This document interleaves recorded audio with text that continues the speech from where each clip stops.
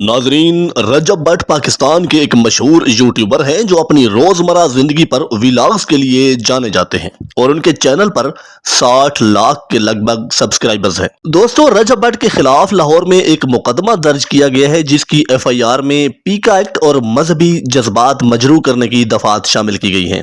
اس مقدمہ کی FIR میں جو لاہور کے تھانہ نشتر کالونی میں درج کیا گیا ہے، یوٹیوبر رجب بٹ کی چند ویڈیوز بیانات کے حوالہ دیتے ہوئے الزامات عائد کیا گیا کہ انہوں نے اپنے بیانات سے دفعہ 295A اور دفعہ 295C کی توہین کی۔ عزیز دوستو، یہ رجب بٹ اپنے سبسکرائبرز میں اپنی تفریحی ویڈیوز اور ویلاگنگ کی وجہ سے کافی مقبول تھے۔ شادی کے بعد سے، یا یوں کہہ لیں کہ شادی کے دوران سے ہی وہ ایک کے بعد ایک مقدمے اور کسی نہ کسی مسئلے میں الجھتے نظر آتے ہیں۔ کبھی یہ مسیحی برادری سے معافی مانگتے نظر آتے ہیں اور کبھی ان پر 295A کا مقدمہ درج ہو جاتا ہے، اور کبھی شیر کا بچہ بغیر لائسنس کے رکھنے پر ان پر پرچہ ہو جاتا ہے، اور آج کل ان پر ایک اور مقدمہ درج ہو چکا ہے جو کہ 295C ہے۔ آپ نے بھی نوٹ کیا ہوگا کہ ایک رجب بٹ جو روزانہ مزاحیہ اور تفریحی ویڈیوز یوٹیوب پر اپلوڈ کرتا تھا، پچھلے چند دنوں سے وہ اپنے چینل سے بالکل غائب ہے۔ لیکن آج میں کوشش کروں گا یہ جاننے کی واقعی انہوں نے ایسی کوئی گستاخی کی بھی ہے یا کوئی غلط فہمی کے نتیجے یہ مقدمہ درج ہوا۔ تو دوستو، یہ معاملہ تب شروع ہوا تھا جب رجب بٹ کے ہمیشہ ساتھ رہنے والے ایک قریبی ٹک ٹاکر دوست مان ڈوگر نے ایک ایسا جملہ بولا تھا جس میں انہوں نے لفظ عیسائی کو آن ایئر یعنی یوٹیوب پر پوری دنیا کے سامنے مذاق میں بولا تھا۔ انہوں نے کیا بولا تھا؟ مان ڈوگر بڑے فنی انداز میں ایک واقعہ بتا رہے تھے کہ کچھ لوگ بوتل پی رہے تھے ماہ رمضان میں، تو پولیس والا ڈالا آ گیا اور انہوں نے ان سے کہا کہ چلو بھائی، تھانو نہیں پتا روزے گے۔ اس کے بعد ہنس کر مان ڈوگر نے جو الفاظ بولے تھے اس پر عیسائی برادری کے دل کو ٹھیس پہنچی تھی۔ پاکستانی قوانین کے مطابق مسیحی برادری کے لیے یہ لفظ اعتراض کے طور پر سمجھا گیا، اور اس بات کو بنیاد بناتے ہوئے ان کے خلاف 295A کا مقدمہ درج ہو گیا تھا،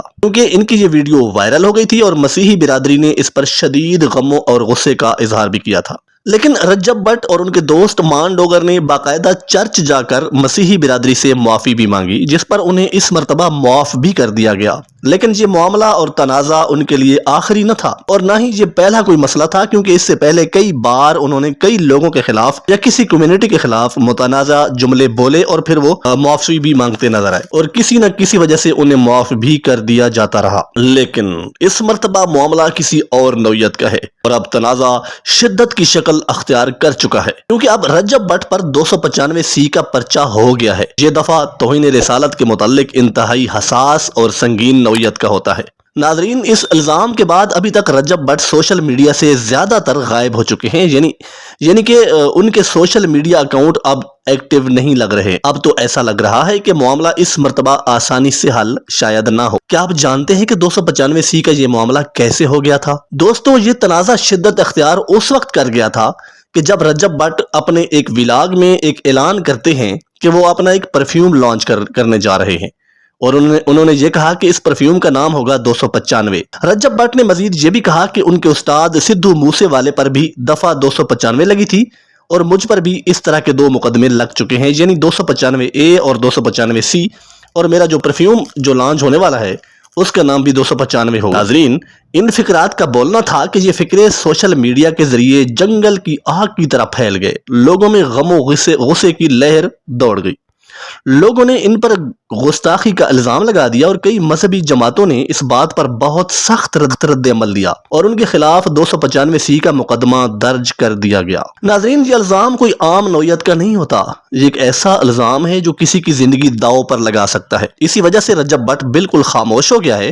ادھر رجب بٹ کے چاہنے والے بھی بہت پریشان ہیں۔ ناظرین، صورتحال انتہائی نازک مرحلے میں داخل ہو چکی ہے۔ پہلے جب بھی کبھی کسی معاملے پر وہ الجھے، کسی نہ کسی طرح معافی مانگ کر اپنی جان چھڑا لی، لیکن اس مرتبہ جو تنازع کھڑا ہو چکا ہے شاید وہ معافی سے ختم نہ ہو پائے، کیونکہ یہ 295C ہے۔ معزز دوستو، سوشل میڈیا کا پلیٹ فارم یوز کرنے والوں کو اس سے سبق سیکھنا چاہیے۔ یوٹیوب چینل ہر تیسرا بندہ بنا تو لیتا ہے، لیکن اس کو استعمال کرنے سے پہلے یہ ہر یوٹیوبر کو دیکھ لینا چاہیے کہ سوشل میڈیا پر ایک ایک لفظ بولنا عام سی بات نہیں بلکہ بہت بڑی ذمہ داری ہوتی ہے۔ اپنے الفاظ کے چناؤ میں بے حد احتیاط کریں۔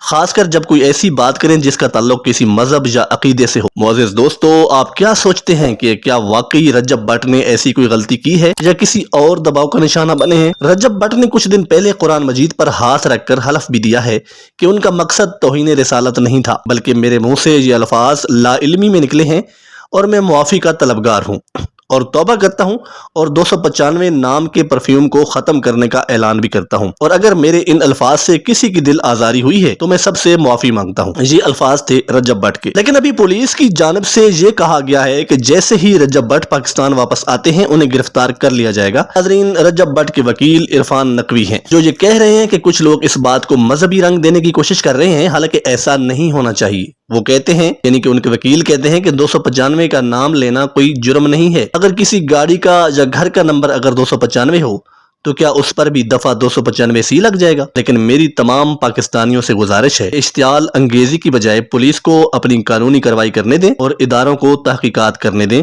کہ حقائق کیا ہیں۔